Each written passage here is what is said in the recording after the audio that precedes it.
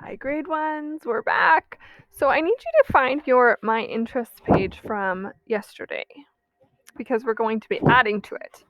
So today we're talking about the groups we might be in our community. So we've talked how we belong to groups at school and we belong to groups at home.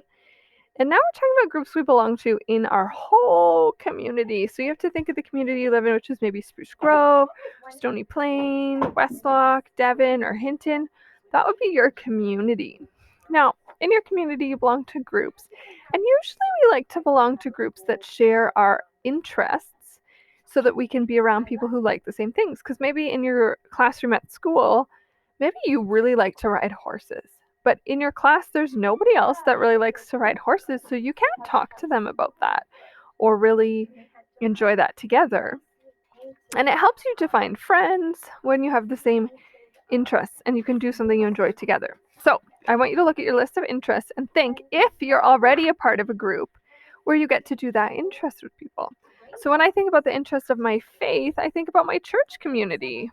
So I'm going to add underneath of that, I'm going to draw an arrow and I'm going to say my church community. And that's where we get to come with people who have the same faith as us. Because some people go to the Catholic Church, but there's other different kinds of religions too that people celebrate together as well. So being a part of our faith community is a big one. So soccer, you might be on a soccer team if you enjoy doing soccer.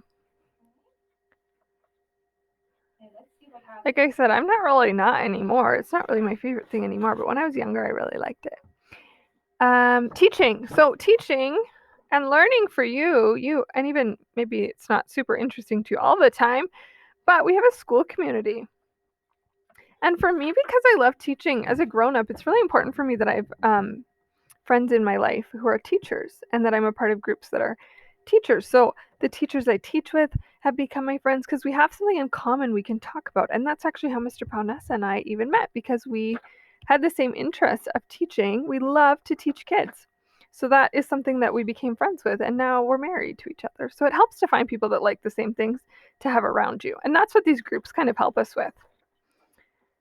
My dog is another interest of mine, and you know what? We take him to puppy school, Mr. Panas and I, and that we get to teach Harvey tricks and training, and we get to meet other people who also love their dogs. Or the dog park can kind of become a group when you meet people there. And in art, I haven't in a long time, but sometimes I take art classes. And then you become a part of a group with that class, and you get to know people who like the same things as you. So those are some of my interests in the groups I'm in that connect with my interests.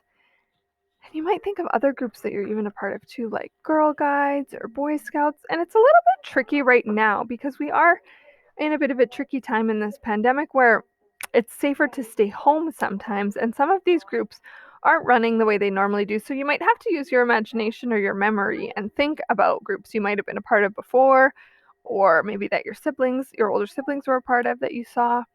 So you might have to use a bit of an imagination for this for right now, but think about what kind of groups you might be a part of when we're able to all come together again. Okay? And then tell us about it, of course, on Flipgrid, because we're on Flipgrid. So tell us about your interests and the groups that you are a part of, or maybe that you haven't been a part of, but that you want to join. Maybe you want to join an art class because you're interested in art. So something to think about.